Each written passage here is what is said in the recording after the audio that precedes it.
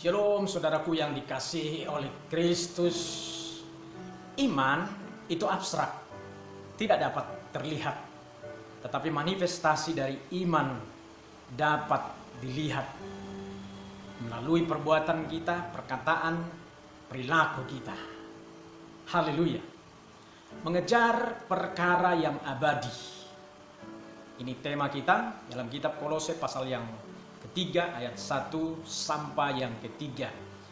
Demikian firman Tuhan, karena itu kalau kamu dibangkitkan bersama dengan Kristus, carilah perkara yang di atas, di mana Kristus ada, duduk di sebelah kanan Allah. Pikirkanlah perkara yang di atas, bukan yang di bumi, sebab kamu telah mati dan hidupmu tersembunyi bersama dengan Kristus di dalam Allah. Puji Tuhan. Saudara, apakah yang dimaksud Paulus dengan carilah perkara yang di atas, pikirkanlah perkara yang di atas dan bukan yang di bumi? Tentu maksud Paulus bukan untuk melarang orang Kristen agar tidak perlu lagi mencari nafkah untuk kelangsungan hidup kita di dunia ini. Bukan bermaksud agar kita tidak perlu bersusah-susah lagi memikirkan akan masa depan kita di dunia ini, untuk memikirkan rumah, untuk memikirkan sekolah anak-anak, untuk memikirkan hal-hal yang lain yang kita butuhkan sementara kita hidup di dunia ini. Dulu di Amerika ada sekelompok Kristen yang ekstrim, bahkan disebut sebagai sekte, yang mengajarkan bahwa kita tidak perlu lagi bekerja untuk mengumpulkan harta benda duniawi ini, karena tidak lama lagi Yesus akan datang menjemput kita dan dibawa ke surga. Dan kalau saat ini mereka punya harta yang banyak, agar segera menjual dan menghibahkannya kepada orang lain. Lalu kelompok Kristen ini berkumpul di sebuah kompleks yang sudah dipersiapkan sedemikian rupa. Makanan dan kebutuhan-kebutuhan lain sudah dipersiapkan untuk beberapa waktu ke depan, sembari menunggu kedatangan Yesus. Mereka menunggu dan menunggu. Setelah sekian lama, Yesus tidak kunjung datang. Sampai akhirnya banyak di antara mereka yang sakit, bahkan yang meninggal dunia karena kekurangan makanan. Dan kemudian polisi mengetahui keberadaan sekte ini dan membubarkannya dengan paksa, dan polisi mengamankan pemimpinnya karena mengajak orang untuk melakukan tindakan-tindakan konyol yang seperti itu, akhirnya membuat orang sakit dan mati. Saudara, mereka memahami Alkitab secara keliru. Apakah maksudnya mengejar harta yang abadi atau mencari perkara yang di atas? Yang pertama, meletakkan atau menempatkan diri kita sebagai orang percaya yang hidup di dunia ini di dalam koridor kerajaan Allah, di dalam kendali kebenaran Kristus. Sebelum kalimat carilah perkara yang di atas, di mana Kristus ada, duduk di sebelah kanan Allah, kita lihat diawali dengan satu kalimat, karena itu kalau kamu dibangkitkan bersama dengan Kristus. Baru kemudian dilanjutkan, carilah perkara yang di atas. Artinya, setelah kita mengalami pembaharuan di dalam Kristus, menjadi manusia baru, maka seluruh keberadaan kita, roh, jiwa, dan tubuh kita sudah berada di bawah pengaruh kerajaan Allah, pengaruh kekekalan, pengaruh Kristus yang ada di atas.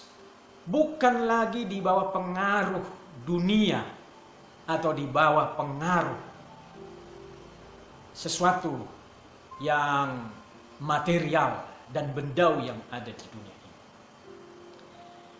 Seringkali orang Kristen terjebak dengan istilah yang namanya wilayah rohani dengan wilayah jasmani atau duniawi. Seolah kita merasa ketika kita beribadah, kita merasa kita sedang berada di wilayah rohani, di mana Tuhan ada, kita menyesuaikan diri dengan suasana Tuhan itu. Dan kadang-kadang kita menjadi saleh secara tiba-tiba, menjadi orang rohani dan menjadi orang alim. Tapi ketika kita ada di tempat kerja, kita merasa ini wilayah duniawi, lalu kita menyesuaikan diri dengan suasana dunia, seolah Tuhan tidak ada di wilayah kerja itu. Sehingga kita menjadi seperti orang dunia, bebas melakukan apa saja. Menurut saya ini pemahaman yang keliru.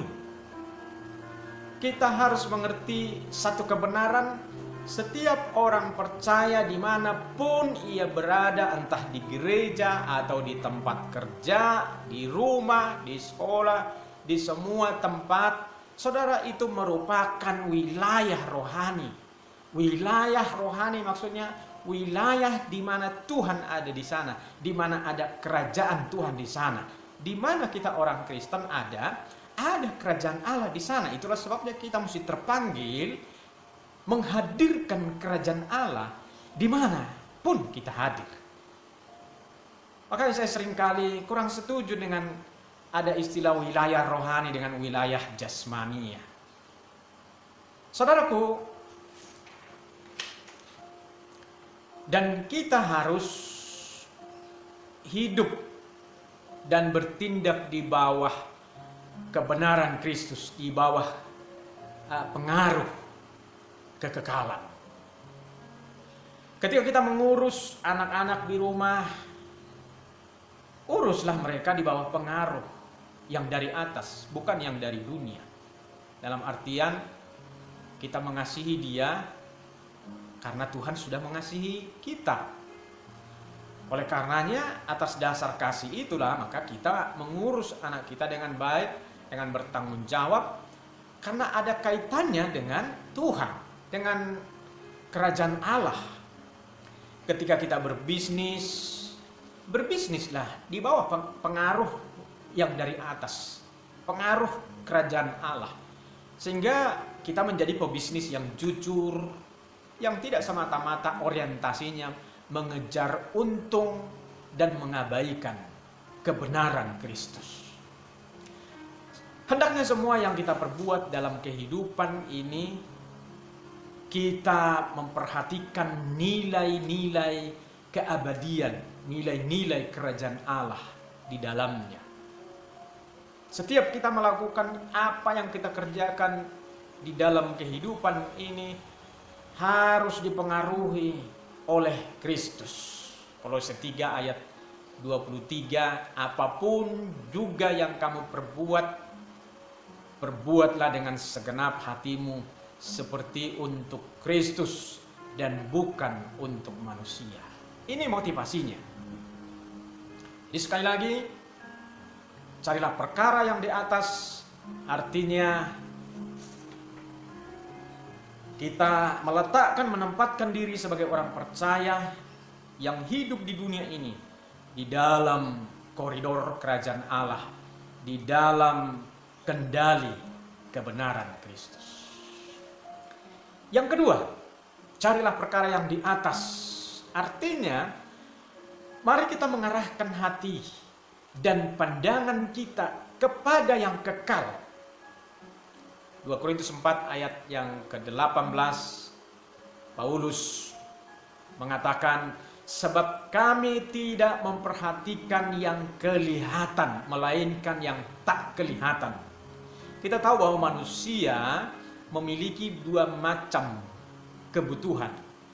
Kebutuhan jasmani dan kebutuhan rohani. Kedua kebutuhan ini harus kita upayakan agar terpenuhi dengan baik. Oleh karenanya kita harus bekerja untuk memenuhi kebutuhan jasmani kita. Dan kita juga harus beribadah, harus menerima firman Tuhan untuk memenuhi kebutuhan rohani kita. Namun yang menjadi tantangan Bahkan yang menjadi persoalan bagi banyak umat Tuhan adalah kita sedemikian giatnya memperhatikan dan memperjuangkan kebutuhan jasmani kita, yang Paulus katakan tadi, yang sementara ini. Tidak salah kita mengejar, kita mencari hal-hal yang di dunia ini untuk kebutuhan kita, itu tidak salah. Kita harus perjuangkan itu. Tetapi yang hendak kita tidak lupakan, sama seperti kita berjuang untuk perkara-perkara yang jasmani tadi, untuk kebutuhan yang jasmani tadi, harusnya pun kita juga berjuang, giat memperjuangkan kebutuhan rohani kita. Kita perlu giat untuk memperhatikan dan memperjuangkan harta kita di dalam kekekalan, yaitu di surga. Kita mengumpulkan harta bukan cuma di dunia ini, tetapi juga mengumpulkan harta di surga, kata Yesus. Caranya bagaimana? Bangunlah diri kita di atas dasar yang benar dan suci. Iman pada Yesus kita bangun dengan benar dan suci. Dalam kitab Yudas 20. Mari kita melakukan sesuatu bagi kerajaan Allah, bagi Tuhan, dengan hati yang benar dan suci di hadapan Tuhan.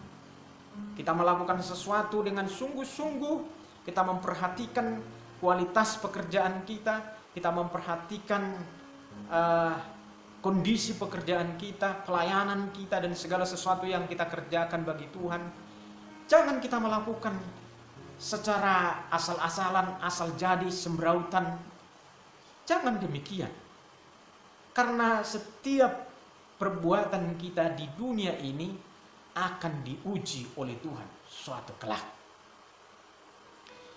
1 Korintus 3 ayat 10 sampai 17, di sana dikatakan bahwa perbuatan orang percaya ada kualitasnya.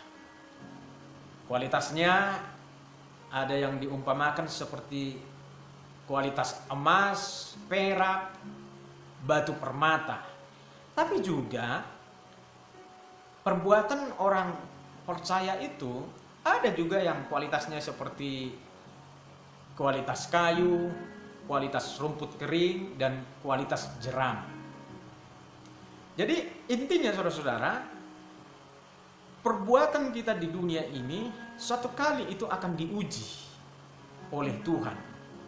Karena Dia akan datang seperti api yang menghanguskan, diuji. Dan akan nampak pekerjaan perbuatan orang-orang percaya, apakah kualitasnya kualitas tinggi atau kualitas yang rendah.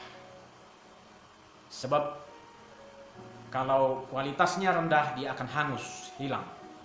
Kalau kualitasnya tinggi, dia akan ada dan nampak di hadapan Tuhan.